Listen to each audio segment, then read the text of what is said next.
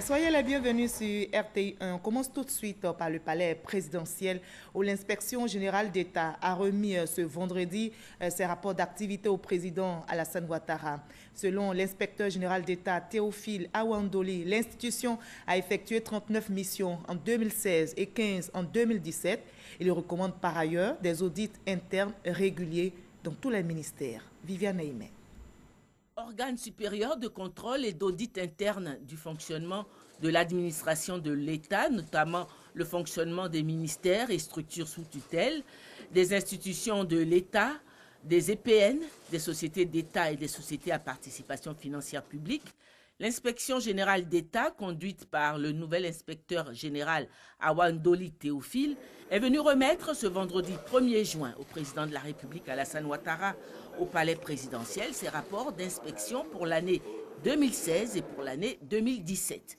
Des rapports qui mettent en lumière le bon fonctionnement dans l'ensemble de l'administration ivoirienne sans omettre certains dysfonctionnements.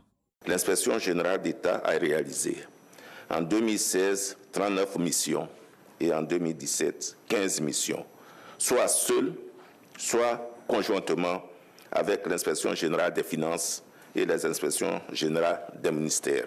Nos missions de contrôle et d'audit ont ainsi permis de relever dans de nombreux cas des dysfonctionnements au niveau des ressources humaines, tant quantitativement que qualitativement.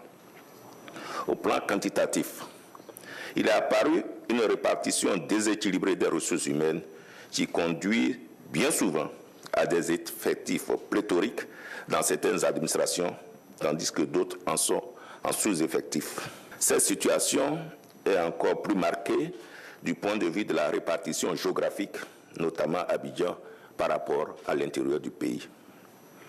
Au plan quantitatif, on a pu noter un déficit important de personnel qualifié dans de nombreuses structures techniques. On peut également regretter que dans bien de structures, les organigrammes existants ne sont pas conformes aux textes réglementaires. L'inspection générale d'État est placée sous l'autorité directe du président de la République, ce qui démontre toute l'importance que revêt le travail de cette institution. Le président de la République a pris en compte les remarques formulées par ces deux rapports. Il est nécessaire que la question de la bonne gouvernance, qui constitue un impératif et un levier de développement, soit inscrite dans les habitudes de nos compatriotes et de manière particulière ceux qui ont la charge de la gestion publique. Il n'est de secret pour personne de constater que les pays qui ont les meilleures performances en matière de bonne gouvernance sont des pays qui se développent très rapidement. Malgré tous les efforts qui sont faits depuis mon arrivée aux affaires, j'entends encore ici et là qu'il y a des possibilités pour les gens d'acheter des places au concours. Alors j'ai demandé au ministre de la fonction publique qu'il n'hésite pas du tout à mettre fin aux fonctions de tous les chefs de service qui vont s'adonner à de telles pratiques. Je note vos observations concernant les organigrammes. Et là, je trouve cela inacceptable. Dans quelques semaines, je ferai un remaniement ministériel.